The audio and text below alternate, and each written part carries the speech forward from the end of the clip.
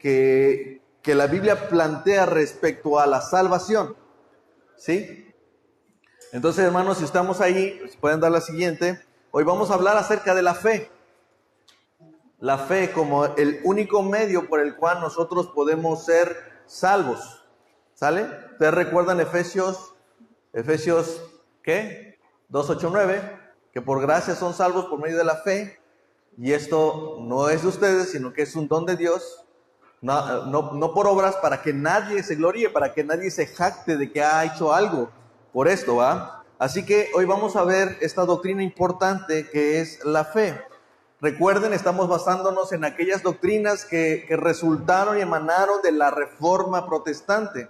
Es decir, Lutero estaba defendiendo no solamente que el fundamento por el cual nosotros íbamos a sostenernos era la palabra, sino que había una serie de doctrinas fundamentales que se habían ido apartando a raíz de esa época del oscurantismo, ¿eh? Que no solamente trajo oscuridad hacia las naciones, oscuridad económica, oscuridad moral, hubo una oscuridad espiritual también. ¿Sale? Entonces vamos a orar para poder entrar al tema. Padre, gracias te damos en esta mañana que nos permites venir a esta escuela dominical. Señor, permite que en este tiempo tu palabra sea sembrada, sea eso que nos anime a entender y recordar la magnífica obra que tú has hecho en medio de nosotros y que hoy somos beneficiados por aquellas cosas que otros hicieron, por aquellas cosas que otros hombres hicieron y que incluso dieron la vida por ellos, Señor. Pero nos hace recordar sobre todo aquel sacrificio perfecto en la cruz por el cual tú moriste y diste la vida por nosotros, Señor. Gracias te damos que nos reúnes en esta mañana.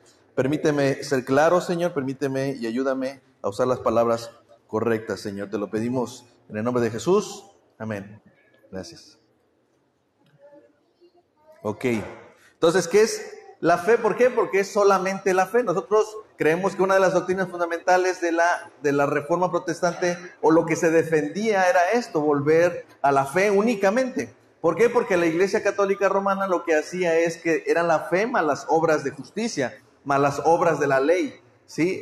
No podías tú llegar a la salvación si solamente con la fe. Y ahorita vamos a ir viendo este tema. Así que lo que defendía Martín Lutero es esto, la fe solamente, o en el latín sola fide. ¿Y esto qué significa? Únicamente por fe. Ahora, ¿solamente por fe qué? ¿Solamente por fe qué? O sea, ¿a dónde se aplica la sola fide? ¿A dónde se aplica la fe únicamente? ¿Sí? Miren, la salvación, en este caso, la fide o la fe se aplica en la justificación, hermano.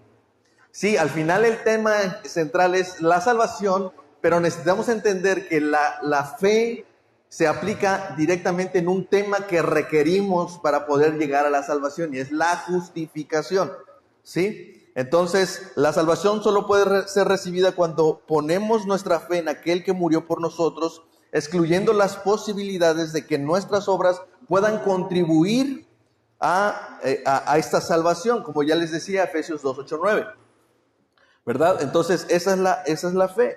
La fe se tiene que aplicar a la justificación. De hecho, curiosamente, aunque Lutero estaba defendiendo esta doctrina en su propia vida, no fue así desde el principio.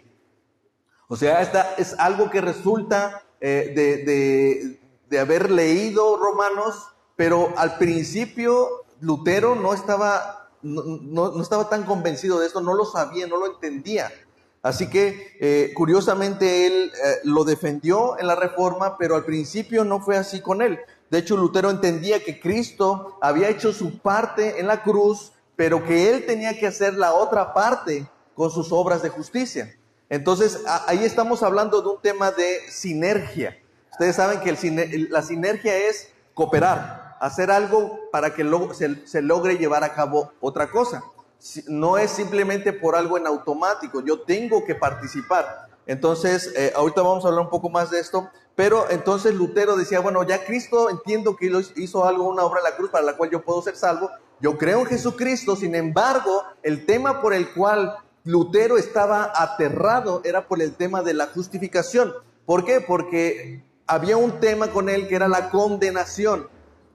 Lutero sabía que estaba tan condenado y que aunque Cristo había ido a la cruz, él todavía tenía que hacer algo por su justificación. Sí, porque ustedes van a decir, oye, ¿a poco Lutero no leía la Biblia? No, claro que la leía. Y entendía que Cristo había hecho su obra en la cruz y que él podía ser salvo. Ya es como que, mira, ya te abrí la puerta, ya nada más ven para acá y entra, ¿no? No, o sea, Dios hace toda la obra desde el principio a fin. Entonces, Lutero lo que pasaba es que vivía atormentado por esta causa. Él sabía que se sentía condenado por lo que la ley decía. Tan solo por los 10 mandamientos, Lutero estaba aterrado de que no podía cumplir la ley de Dios, los mandamientos de Dios, y entonces él vivía con este temor y esta posible condenación, porque al final no sabía si él iba a ser justificado o no. Entonces él no podía dormir tranquilo, solamente de pensar en que no podía satisfacer la justicia de Dios, ¿sí? Entonces, de hecho, una vez a Lutero le preguntaban si él amaba a Dios, y en aquel momento él respondió, ¿yo amar a Dios? Yo a veces lo odio. De verdad, estoy citando de una biografía. Él en realidad, debido a esta situación, él no sentía a Cristo como su Salvador, que sentía a Cristo como su carcelero, como alguien que le condenaba, porque aunque ya había hecho esa obra, él decía, es que no la puedo alcanzar. Entonces se dan cuenta que entonces ahí es donde aplica la fe. La fe tenemos que llevarla al tema que nos compete, hermano. La fe tiene que hacer esa obra que nosotros no podemos hacer. Es el tema de la justificación. Pero vamos a ir viendo esto todavía un poquito más profundamente, ¿no? Entonces, Lutero pasa que empieza a estudiar Romanos e incluso le dicen ve y enseña Romanos, y es ahí cuando él es iluminado. Y te voy a citar de su biografía lo que él dice al respecto. Dice que una vez que él entra a Romanos y Gálatas, él empieza a comprender qué es esto de la justificación. Y entonces dice, finalmente meditando día y noche por la misericordia de Dios, yo, dice Martín Lutero, comencé a entender que la justicia de Dios es aquella a través de lo cual el justo vive como un regalo de Dios por fe. Con esto yo sentí como si hubiera nacido de nuevo por completo y como si hubiera entrado al paraíso mismo a través de estas grandes puertas que habían sido abiertas ampliamente para mí. ¿Sí? Hasta ahorita en este momento digo, bueno, pero no estoy entendiendo mucho, ¿no? Yo quiero decirte cómo es que para Lutero fue esto, y yo quiero decirte que la sola fide se aplica en la justificación, pero vamos a entender ahorita eso, ¿sale? Entonces, ¿por qué? Porque Romanos 3:28 dice, porque concluimos que el hombre es justificado por la fe sin las obras de la ley. Así que concluimos que la fe es el instrumento mediante el cual podemos ser justificados. Sin esa justificación no podemos entrar a la vida eterna. Esa es la idea, ¿sí? Eso es lo que quiero sembrar primero. La fe es una de las doctrinas fundamentales del cristiano y esa fe es primordial porque se aplica en un tema que a veces no comprendemos. Solo sabemos que vamos al cielo y eso es todo lo que yo quiero saber. Pero ¿cómo llegamos allá? A través de una obra que el Señor hizo que se le llama justificación. Él me justificó, ¿sí? Ok, es lo que les decía acerca del sinergismo y el monergismo. Monergismo significa que solamente una persona participa para lograr algo, y en la sinergia o en el sinergismo lo que hacemos es que tienen que participar 2 o más personas para que se logre algo, ¿sí? En este caso nosotros somos monergistas porque creemos que solamente es Dios haciendo esta obra. Muchas religiones, muchas o el resto de las religiones piensan que tienen que hacer una sinergia, ¿sí? Es decir, hay que trabajar para lograr la justificación, ¿sí? Recuerden, el tema central es la justificación, ¿sale? Porque después vamos a ver otra de las doctrinas, que es la gracia, y vamos a entender que entonces dónde aplica las obras, porque no es que no haya obras, sí las hay, pero estas no están aquí en la justificación, están en mi salvación. Ya siendo salvo, yo ya tengo obras que reflejan mi salvación. Y eso es lo que habla Santiago en su carta. Entonces, La doctrina también católica romana expresa eso. Si ustedes quieren buscarlo, eso lo dijeron en el Concilio de Trento, me parece que en el año 1546, más o menos.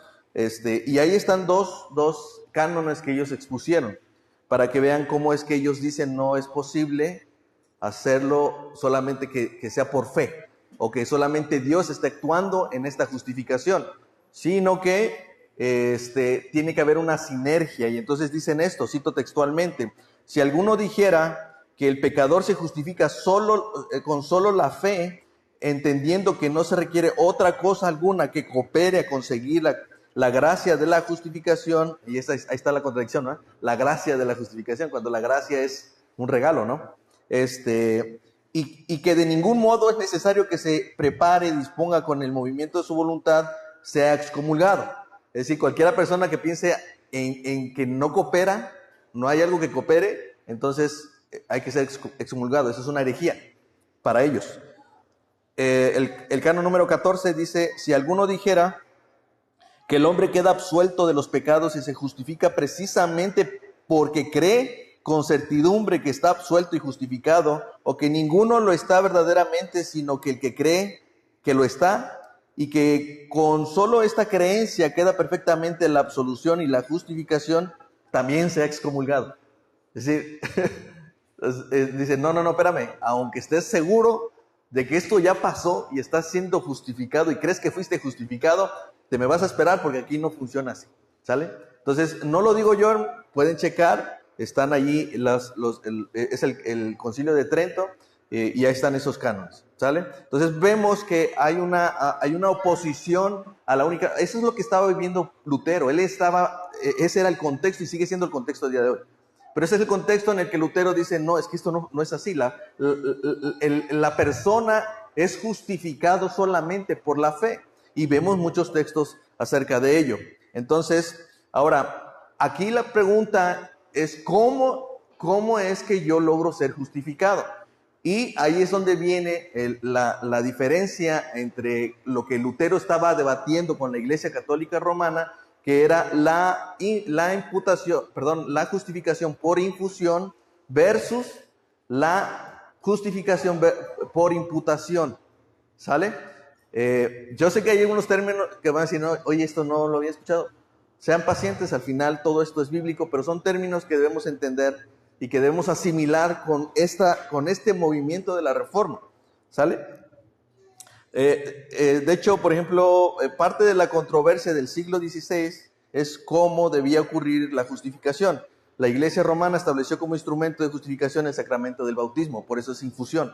Es decir, la infusión tiene que ver con que te rieguen agua sobre tu cabeza y desde ese momento tú ya eres justificado. Esa es la forma en la que la Iglesia Católica Romana lo establece. Y los reformadores dijeron que el único instrumento de justificación es la fe, es decir, por imputación. Tú solamente tienes que creerlo y ya, eso sucede, ¿no? Así que hay una diferencia. La infusión es la acción de echar agua sobre el que se bautiza, y la imputación es atribuir a una persona un delito o una acción. Esa es la palabra imputación. Así que la justificación fue imputada, es decir, fue una acción añadida a mí, me fue puesta a mí, ¿sí? No es algo que nació de mí, no es algo mío, eso es algo que se puso sobre mí, ¿sale? Entonces ahí vemos la diferencia entre esa justificación que fue por bautismo, es decir, cualquiera que haya sido bautizado, la Iglesia Católica Romana lo considera como alguien que ya es justificado, ¿sí? Pero uno diría, bueno, ¿y qué pasa si yo peco?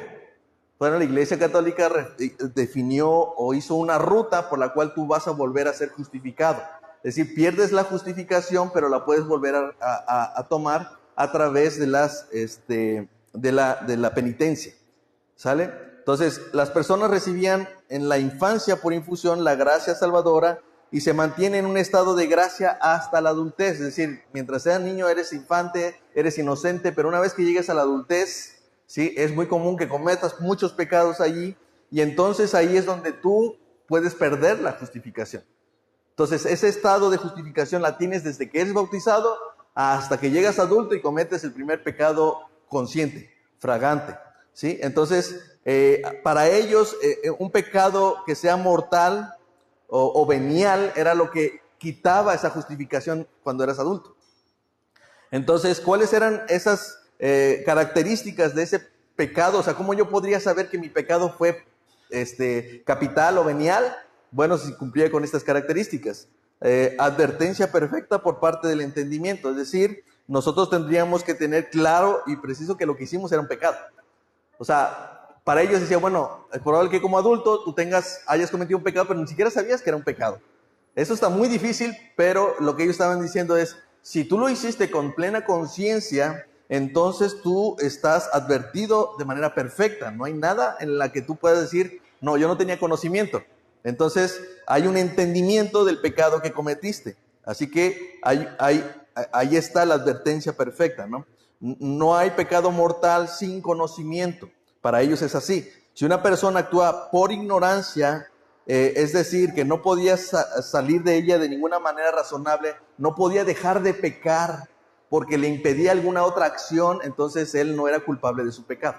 ¿Sale? Luego dice que también podría ser por consentimiento perfecto o plena aceptación por parte de la voluntad. Es decir, si alguien, por ejemplo, te decía, mata a otra persona, pero te están obligando con una pistola en la sien, dice, no, tú no eres culpable, tú no eres un homicida.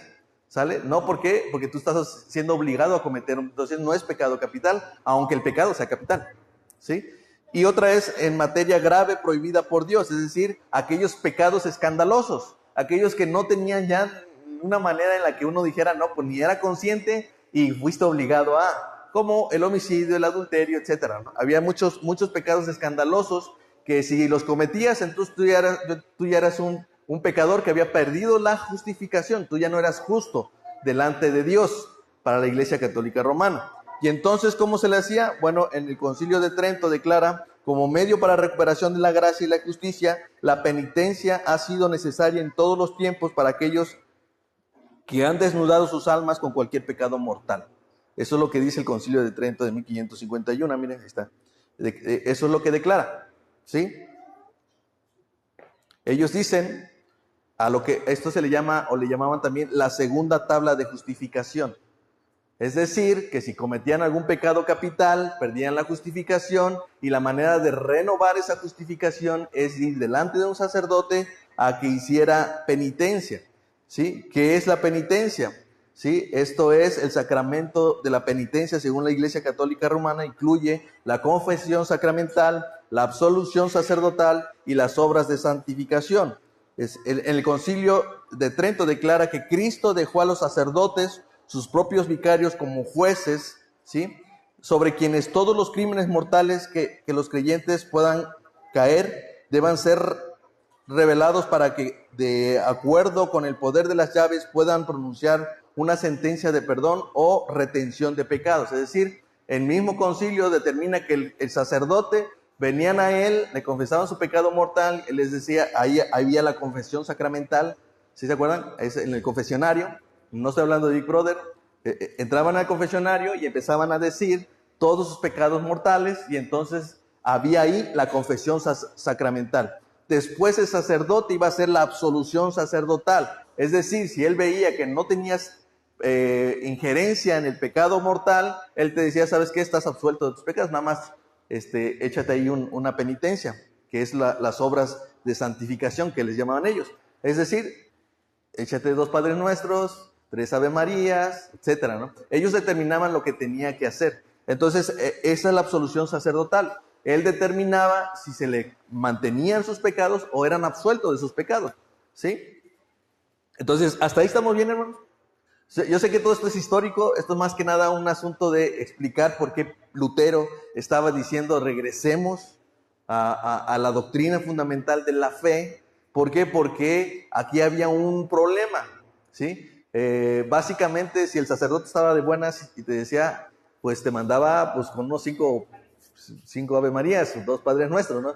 Pero si estaba enojado, pues sí te tenías que venir unas 2, 3 veces. Pero al final pregunta, ¿a poco no lo podías hacer? De verdad, si a mí me dicen, ahora consciente de lo que la Biblia dice, ¿sí? Noten esto, aún consciente de lo que la Biblia dice. Si a mí me dijeran que yo voy a entrar al cielo yendo de rodillas a algún lugar, haciendo la penitencia que me dice, yo la hago, hermano, con todo gusto, porque es más fácil que dejar mi pecado, porque es más fácil que dejar mi vida pasada. De verdad, hermano. Para el cristiano, para nosotros ya no hay esto, no, no crean que van a venir conmigo hoy. ¿Cuántos sermones me repito? No, no, no. Porque aunque les diga, no va a poder pasar nada. ¿Sí? Ese es el tema. Entonces, ese es el contexto que estamos viendo. Y esto es todavía vigente, hermanos. Esto todavía funciona así. Pero, ok, entonces, esa es la imputación según la Iglesia Católica Romana por infusión. Desde que es bautizado, es justificado, pero pierde esa justificación cuando comete un pecado venial o mortal. Y la única manera de volver a ser justificado, según la Iglesia Católica Romana, es a través de una penitencia, de ir a confesar tus pecados, de que el sacerdote haga una absolución por tus pecados y que tú hagas unas obras que te puedan decir, ya quedó, estamos tablas, ¿no? Y ellos bajo la autoridad que según Cristo había conferido a la Iglesia al darles las llaves según a Pedro. ¿Se acuerdan? Mateo 16, perdón. ¿Sí? Entonces, hasta ahí estamos bien, ¿verdad? Pero bueno, entonces nosotros creemos, o lo que Martín Lutero estaba defendiendo, es que la justificación es por imputación, ¿sí? Es decir, nos es impuesta la justicia de Dios, ¿sí? Vamos a Romanos capítulo 3, versículo 23 al 25, y vamos a detenernos un poco en ese texto. Dice, pues, y la puse, si ustedes tienen la Reina Valera, vayan ahí. Yo traje en la Nueva Traducción Viviente porque me gusta mucho, que es una expresión muy clara de lo que está diciendo Pablo. Cuando lo leemos en la Reina Valera nos es un poquito difícil de entender por todos los términos que usa, pero cuando lo leemos en la Nueva Traducción Viviente nos va a ayudar mucho más, ¿sí? No es que sea diferente, es lo mismo. Dice, pues todos hemos pecado. Nadie puede alcanzar la meta gloriosa establecida por Dios. Sin embargo, con una bondad que no merecemos, Dios nos declara justos por medio de Cristo Jesús, quien nos liberó del castigo de nuestros pecados, pues Dios ofreció a Jesús como el sacrificio por el pecado. Las personas son declaradas justas a los ojos de Dios cuando creen que Jesús sacrificó su vida al derramar su sangre. Hasta ahí. Todos hemos pecado, lo primero que dice, ¿verdad? Así que no hay nadie que pueda declararse a sí mismo como justo, ¿va? Todos, este es un término importantísimo, ¿no? Todos hemos pecado. O sea, la palabra todos en el griego significa en el español todos. No es como que no todos menos uno o 50-50, 90-10, no. Son todos, hermano. ¿Sí? De hecho, nosotros podemos encontrar textos como Eclesiastés 7:20, dice, ciertamente no hay hombre justo en la tierra que haga el bien y nunca peque. ¿Sí? Romanos 3:10, citando a Salmos, dice, no hay justo ni hay uno, no hay quien entienda, no hay quien busque a Dios, todos se desviaron, a una se hicieron inútiles, no hay quien haga lo bueno, no hay ni siquiera uno, ya lo hemos visto en Romanos. ¿Sí? Así que esa es la condición del hombre. Pablo está poniendo lo que ya es un hecho. Pablo está estableciendo ahí un punto base. ¿Cuál es ese punto base? Todos pecamos. Es decir, todos somos culpables. El segundo punto que establece Pablo en Romanos capítulo 3, versículo 23 todavía dice, todos son culpables, todos hemos pecado, y ojo, y nadie puede alcanzar la meta gloriosa establecida por Dios. ¿Cómo dice la Reina Valera? ¿Cómo dice la Reina Valera? ¿Alguien lo puede leer? Por cuanto todos pecaron, están destituidos de la gloria de Dios. ¿Sí? Es decir, todos hemos pecado, todos somos inútiles, nadie busca a Dios, nadie dice lo bueno, todos han pecado. ¿Sí? Pero no solamente eso, nadie puede hacer algo por alcanzar la meta gloriosa de Dios, nadie puede ser justificado, porque por cuanto todos pecaron, ¿sí? Así. Eso es lo que dice el pasaje. O sea, ahí está poniendo la perspectiva humana. Destituidos es que están completamente alejados. Exacto. Pero es que ahí no dice están completamente alejados. Ahí dice nadie puede alcanzar. ¿Nadie la puede alcanzar? Eso no es la palabra de Dios, es una conclusión lógica humana. No, sí, por eso les digo. O sea, está usando la nueva traducción viviente para que nos sea más claro entender lo que vemos en la Reina Valera. Es que uno de los temas que yo siempre me he encontrado es la parte difícil de cuando empiezas a ver todas esta serie de ideas y la misma doctrina concentrada, a veces es un poco complicado de entender a qué se está refiriendo. Entonces sí, de cierta forma, la nueva traducción viviente, acuérdense, no es una traducción literal, ¿sí? Lo que hace es como traértela a ti para tu entendimiento. Por eso es que la quise traer así. Por eso es que les dije, a ver, léanme, por favor, en la Reina Valera, ¿no? Si la puedes volver a leer, David. Tú estás... Exactamente, ¿está claro? No, nadie puede, nadie está en la posibilidad de estar en la presencia de Dios. Nadie puede justificarse delante de Dios. Nadie puede decir, no, espérate, yo he sido bueno. O como el joven rico que vino y se quiso justificar a sí mismo, ¿se acuerdan? Oye, Señor, ¿qué debo de hacer para hallar la vida eterna? Y Jesús le dice, bueno, cumple la ley, los mandamientos. ¿Y qué dice él? Yo los he cumplido desde mi juventud. Pregunta, ¿eso es posible? No, porque Pablo está diciendo en Romanos, por cuanto todos pecaron. Y le demuestra su pecado inmediatamente cuando dice, bueno, vende todo lo que tienes y dáselo a los pobres y luego ven y sígueme. ¿Qué es lo que pasó? Se entristeció porque en su corazón amaba más el dinero, las riquezas, ¿no? Entonces es evidente que el hombre no puede, por eso me gusta esta frase, nadie lo puede alcanzar. Quiero que lo entendamos así, porque si lo pudiéramos alcanzar, entonces sí es cierto, hay una sinergia, yo lo puedo lograr. Cristo hizo su parte, ahora me toca a mí. ¿Sale? Pero no es lo que está... Y vas a leer la Biblia de las Américas. Dice, por cuanto todos pecaron y no alcanzan la gloria de Dios. Sí. Esa es otra traducción literal también. De hecho, es muy buena la traducción también. Entonces, es eso. La idea está clara, ¿va? No podemos. No hay manera de alcanzar. No hay manera de estar delante de Dios. Eso no es posible. ¿Sí? Entonces, vamos a ir leyendo... ¿Sí? A veces se utiliza la expresión del abismo, ¿no? Ajá. Exactamente. ¿Qué es lo que va a manejar la parábola de, bueno, que algunos dicen que es una historia del rico y Lázaro, ¿no? ¿Sale? Entonces, hasta ahí estamos, ¿verdad? Todo el hombre, esa es su condición, y lo hemos estado diciendo, Romanos 3:10 dice eso. Pero no solamente es eso, hermanos. Si esto es verdad y todos hemos pecado y estamos destituidos de la gloria de Dios, ¿qué significa eso? Bueno, que por causa del pecado, ¿sí? Yo tengo una condenación. Esa es la realidad. Si yo he pecado, por consecuencia hay una condenación. No es simplemente que yo no puedo estar cerca de Dios, es que Dios tiene que llevarme al lugar reservado para el diablo y sus ángeles, ¿sí? Porque dice la Escritura en Romanos 1:18, porque la ira de Dios se revela desde el cielo contra toda impiedad e injusticia de los hombres que detienen con injusticia la verdad, ¿sí? Romanos 2:5-6 dice, pero por la dureza de tu corazón no arrepentido atesoras para ti mismo ira para el día de la ira y de la revelación del justo juicio de Dios, el cual pagará a cada uno conforme a sus obras.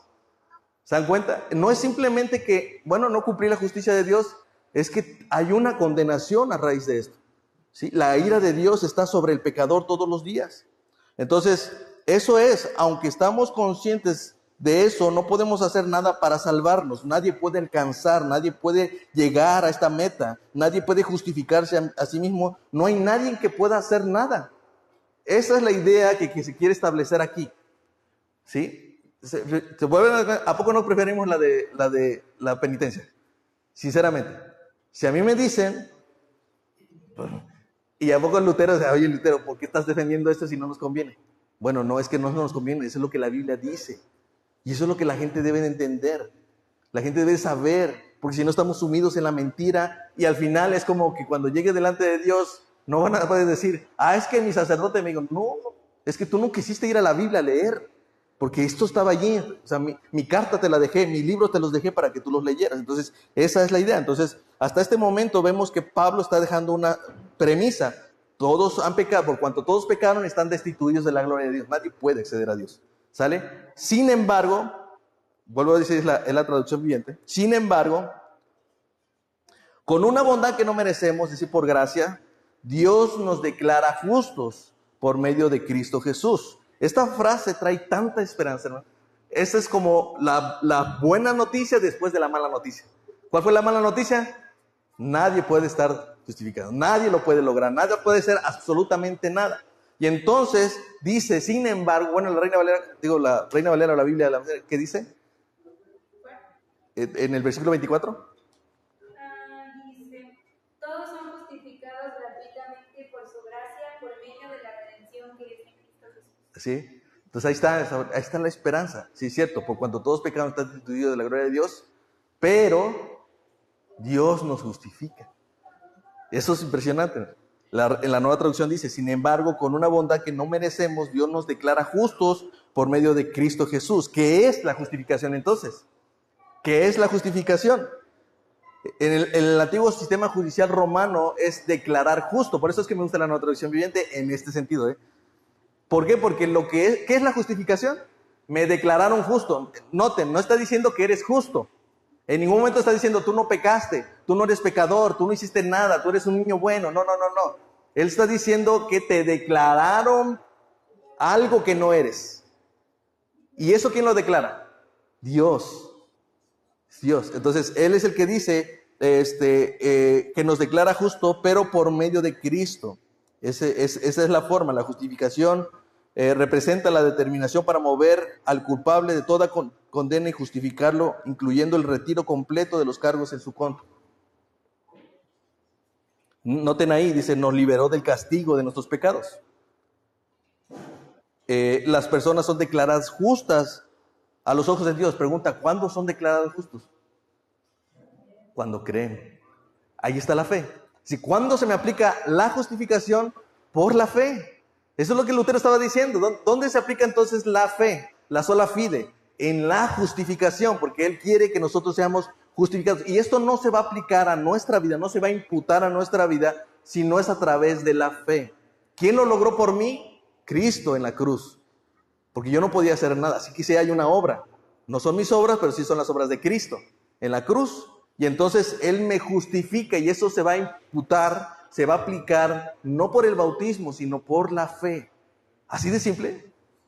Sí, así de simple. Por la fe. Por una fe genuina, dice la Escritura. Entonces, Él nos declara justos y entonces al pecador lo declara justo. Nunca dijo que no es pecador, sino que le quita, le retira sus pecados y ahora es visto de otra forma. ¿Sale? ¿Hasta ahí estamos bien?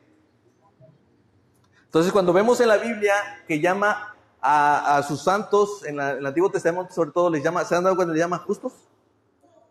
No es que ellos sean los hombres moralmente perfectos delante de Dios. No, es que les llamó justos porque Dios les había justificado por la fe. Así lo hizo con Abraham, así lo hizo con Isaac, así lo hizo con Jacob, y así como lo hizo, como lo vemos en el libro de Hebreos, en esa galería de la fe, ¿no? Todos ellos fueron justos, no por... Para empezar, menciona a Sansón como justo. Ya vimos acerca de él, ¿verdad? No, o sea, habla de David como un hombre justo también. De hecho, uno conforme al corazón de Dios. Y era un adúltero y un asesino. ¿Sí? Era un mal padre. Y aún así todo esto... ¿por qué? Porque no son sus pecados lo que le determinan. Es la declaración de Dios diciendo, tú eres justo a mis ojos. No a los ojos de los hombres, a mis ojos. Y entonces yo te declaro justo porque tú has puesto tu fe, tu esperanza en la obra de Cristo Jesús. Así es. ¿Sale? Entonces, eso es. Ahora, fíjense esto, hermano. Alguien, me voy a saltar esto. En la siguiente, San Anselmo de Canterbury, él decía, ¿cómo perdonas al malvado si tú eres justo? Porque aquí hay un punto importante que resolver, hermano. ¿Cómo perdonas al malvado si tú eres justo, supremamente justo? ¿A qué se refiere? Es que él no puede hacer injusticia. Decirle a un pecador que es justo, eso es una injusticia. Por eso es que él dice, ¿cómo puedes perdonar al que es malvado? Si tú eres justo, en ti no hay injusticia. Tú no puedes pasar por alto la maldad del hombre. ¿Cómo es que lo haces? ¿Sí? ¿Cómo puedes tú justificar a un hombre malvado y seguir siendo justo? ¿Alguien ya lo sabe? ¿Cómo logró esto? ¿Cómo logró Dios seguir siendo justo al perdonar a un malvado si Él es justo?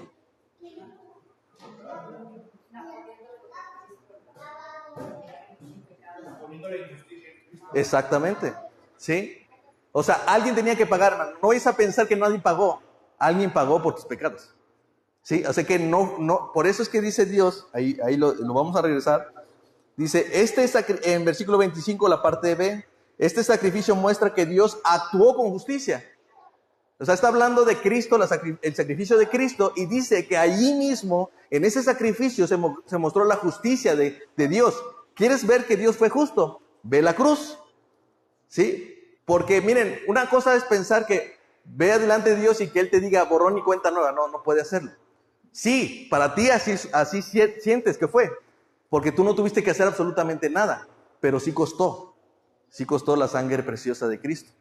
Entonces ese es el tema. Él actuó con justicia, ¿sí? Y dice más adelante el versículo 26, Dios hizo todo esto para demostrar justicia, porque Él mismo es justo e imparcial y declara a los pecadores justos a sus ojos cuando ellos creen en Jesús. ¿Cómo se mostró su justicia? Cuando llevó a su propio Hijo a morir por el pecado de nosotros. Así que, respondiendo a la pregunta de Anselmo, ¿cómo puedes justificar a un hombre malvado siendo un hombre malvado y seguir siendo justo? Bueno, porque Cristo tuvo que ir a pagar por nuestros pecados. Había dos opciones y tenemos esas mismas opciones hoy en día. O pago yo mis pecados, los cuales no podemos, los pago yo o los paga Cristo en la cruz. ¿Cómo yo puedo pagarlos creyendo que por tus obras vas a alcanzar justificación? ¿Sí? Confesando tus pecados. No. La otra es por fe, acepto la obra de Cristo y se me imputa la justicia. Vuelvo a repetir, no eres justo, sino que te declaran justo. ¿Entienden? Entonces, ese es el tema. ¿Hasta ahí estamos bien, hermano? Así que miren, por ejemplo, Isaías 53, 10, 11. Con todo esto, Jehová quiso quebrantarlo, sujetándolo a padecimiento, hablando de Cristo. Cuando haya puesto su vida en expiación por el pecado, verá linaje. Vivirá por largos días y la voluntad de Jehová será sobre su mano prosperada. Verá el fruto de la aflicción de su alma y quedará satisfecho. Por su conocimiento justificará a mi siervo justo a muchos y llevará las iniquidades de todos. ¿Se va? Eso es lo que pasó. Él va a la cruz, toma nuestra injusticia, toma nuestra maldad, toman todos nuestros pecados de pasado, presente y futuro y los clava en la cruz. ¿Cómo me es útil y me sirve a mí y se me imputa esa justicia? Cuando yo creo que Cristo tomó mi lugar en la cruz. Cuando yo entiendo y creo que Cristo tomó mi lugar en la cruz, en ese momento la fe hace que yo sea justificado. ¿Se dan cuenta? Eso es lo que le llamamos la doble imputación. Doble imputación. ¿Por qué? ¿Por qué? Porque en la cruz se produce una doble imputación, esa transacción que vemos ahí en la imagen. Primero, Él cargó mis pecados en la cruz y recibió el castigo que yo merecía. Es decir, mi justicia se imputó ¿sobre quién? Sobre Cristo. Y la justicia de Cristo se me imputó a mí. ¿Sí? Dice, su santidad fue puesta sobre mí y fui hecho justo delante de Dios. Entonces dice en 2 Corintios 5, 21, al que no conoció pecado, por nosotros lo hizo pecado, para que nosotros fuéramos hechos justicia de Dios en él. Es decir, que seamos declarados justos a los ojos de Dios. Eso es. ¿No les agrada eso, hermanos? Entonces, como resultado, hermanos, ocurren dos cosas. Yo quedo sin deuda y adquiero una santidad ajena. Una justicia que no es mía. Eso es la doble imputación. Para terminar, hermano, porque esta historia me gusta. Ustedes han leído la historia de Jacob y Esaú. ¿Sí? Es hermosa, ¿no? Ustedes recuerdan, Esaú vende su primogenitura por un plato de lentejas. ¿Por qué? Porque él menospreció su primogenitura. Pero ustedes saben, Jacob y Esaú eran mellizos, nacen el mismo día. Esaú era el mayor y Jacob el menor, y aún dice que en el mismo vientre de su madre ellos estaban luchando, ¿no? Entonces es una historia muy larga, pero al final ustedes se acuerdan, Esaú vende su primogenitura, Jacob la toma, y ¿qué es lo que pasa después? es que su madre escucha y que le dice a Esaú, oye, ve y hazme uno de esos guisados que tanto me gusta que tú haces, ve a cazar y me traes la comida porque te voy a bendecir. Esto es importante, hermano. Isaac va a bendecir a su hijo primogénito Esaú, ¿sí? Entonces escucha su esposa y rápido va por Jacob y le dice, Jacob, ven porque mira que tu padre va a bendecir a Esaú y Dios me dijo que tú eres el que tienes que recibir la bendición. Entonces, ¿qué es lo que hace? Ve, hazle un guisado, yo te voy a hacer un guisado, se lo vas a presentar a tu padre y vas a recibir su bendición. ¿Y sabe qué es lo que hizo? Pero mamá, esto ocurre porque había una diferencia entre Esaú y Jacob. ¿Cuál era? Que era peludo. Esaú era peludo, un hombre de campo, y entonces él, ¿cómo se llama? Él entiende que no iba a poder presentarse delante de Dios. Ahora, recuerden, Isaac para su edad ya estaba ciego, ya no podía ver, entonces Jacob tenía esa ventaja, sin embargo decía, en el momento que me palpe, me va a ver y va a decir que no soy yo, ¿sí? Y entonces, ¿qué hace? Dice Rebeca en el versículo 15 al 16, capítulo 27 de Génesis, dice, Rebeca tomó los vestidos de Esaú, su hijo mayor, los preciosos que ella tenía en casa, y vistió a Jacob, su hijo menor. Me encanta esto. ¿Cómo es que agarra las ropas de Esaú y viste a su hijo menor con las ropas de su hijo mayor? ¿Sí? Entonces, dice, y cubrió sus manos y la parte de su cuello donde no tenía vello con las pieles de cabritos. Sí, para aparentar la piel velluda, agarrada de la piel de los cabritos y le cubre, dice, así te va a reconocer como si fueras. Quiero que tengan eso en mente, ¿no? ¿Sí?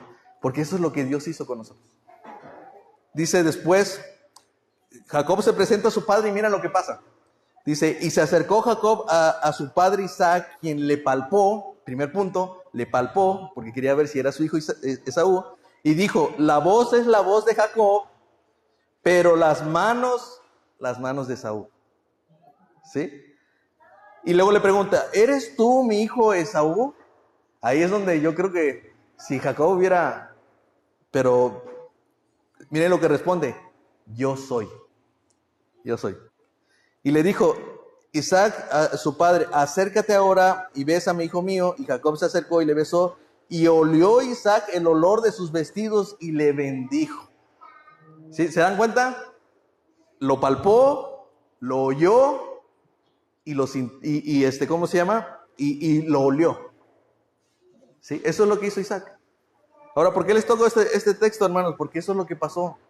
Eso fue la imputación, ese cambio. ¿Sí? Cristo toma nuestro lugar y nosotros tomamos el lugar de Cristo. Cuando esta justificación no solamente es teología, hermanos, es algo hermoso. El poder llegar delante del Padre y que Él nos vea como si estuviera oliendo, palpando y escuchando a su Hijo Jesucristo. Eso es. Esa es la justificación. Si tú puedes decir, yo soy justificado, entiende esto. Significa que te puedes presentar delante de Dios y Dios no está viendo a ese hombre pecador, esa mujer perversa, no lo está viendo Él. Está oliendo, está palpando y está oyendo la voz de su Hijo amado en el que tiene complacencia. Así que la justificación no es solamente teología, no es solamente una transacción teológica, hermanos. Es una obra que nos permite entrar a la presencia del Padre, porque en otro momento nosotros no podíamos. Por causa de nuestros pecados estábamos destituidos de la gloria de Dios. Nadie podía entrar en la presencia de Dios, y por eso cuando Cristo va a la cruz, dice que el templo se rasga, el velo del templo se rasga de arriba hacia abajo en representación de esa posibilidad que tenemos ahora de entrar al lugar santísimo. Cristo nos da esa posibilidad. Así que la justificación no solamente es esa transacción de imputación, hermanos, es un cambio de vestiduras. Dios mismo hace esa obra y quita nuestros trapos sucios y pone los trapos elegantes, los mejores vestiduras que Cristo toma, porque nosotros ahora estamos revestidos de Cristo. Eso me encanta a ver si no perdí este texto porque me gusta, sí, ya lo perdí, creo.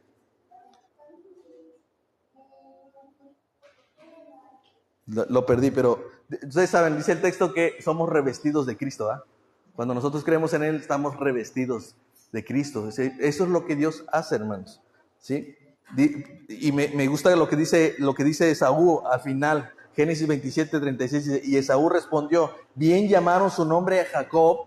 ¿Saben por qué? Porque Jacob, ¿qué significa? ¿Saben? Suplantador. El nombre de Jacob significa suplantador. Y dice Esaú, su hermano, bien le pusieron Jacob, porque vino a suplantarme. Pues ya me había suplantado 2 veces. Uno para quitarme mi primogenitura y la segunda aquí para quitarme mi bendición. Él mismo lo dice, Saúl lo dice. Así que cuando nos... ¿Sí? A Gálatas 3, ¿lo puedes leer? Gálatas 3, 27.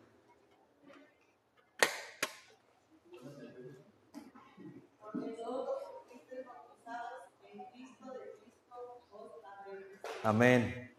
Sí, porque todos los que fueron bautizados en Cristo han sido revestidos, ¿verdad? Eso es. Sí, ¿cómo soy bautizado? Por medio de la fe, hermanos. Por medio de la fe. Yo soy revestido de Cristo inmediatamente que aplica la fe. Así que me encanta esto, hermano. A veces uno decimos, Jesús es un mejor tipo de Jacob, ¿verdad? Pero no, es un mejor tipo de Esaú.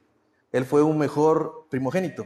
Según Colosenses 1:15, él es la imagen del Dios invisible, el primogénito de toda creación. Jesús fue el mejor hermano mayor. Romanos 8:29. Porque a los que antes conoció también los predestinó para que fueran hechos conforme a la imagen de su Hijo, para que Él sea el primogénito entre muchos hermanos. También es el mejor desperdiciador, por decirlo así. ¿Sí? Despreciador, perdón. Filipenses 2:6, 8, ¿no? El cual, siendo en forma de Dios, no estimó ser igual a Dios como cosa que aferrarse, sino que se despojó de sí mismo, tomando forma de siervo, hecho semejante a los hombres, y estando en condición de hombre, se humilló a sí mismo, haciéndose obediente hasta muerte de cruz.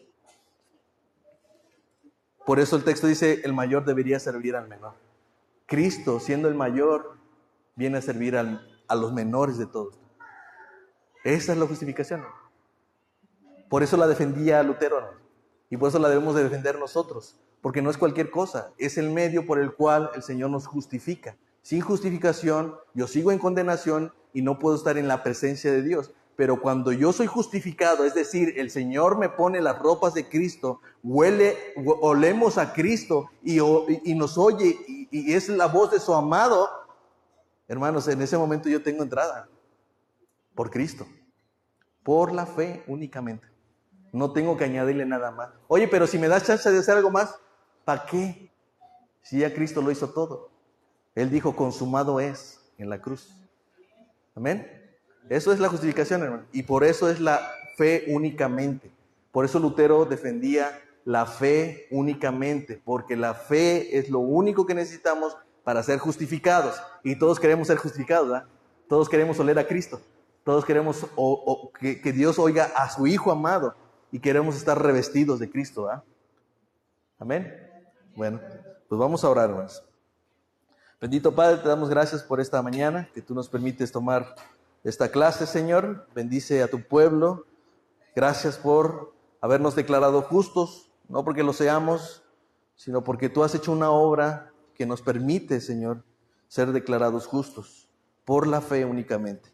Así que, Señor, si hay alguien aquí que en su corazón desea poner su fe en tu obra, Señor, acéptalo, recíbelo, Señor. Que esa fe sea genuina, que esa fe sea una fe que tú has dado, porque dice Efesios 2:8-9, que este es un don tuyo, es un regalo tuyo, Señor, la fe. Así que regálanos tu fe por el cual nosotros podemos ser salvos, Señor. Gracias te damos en esta mañana y permítanos iniciar nuestro día en la reunión general. Trae a nuestros hermanos hasta este lugar, Señor, y bendícenos con tu palabra. Te lo pedimos y te lo rogamos en el nombre precioso de nuestro Señor Jesucristo. Amén.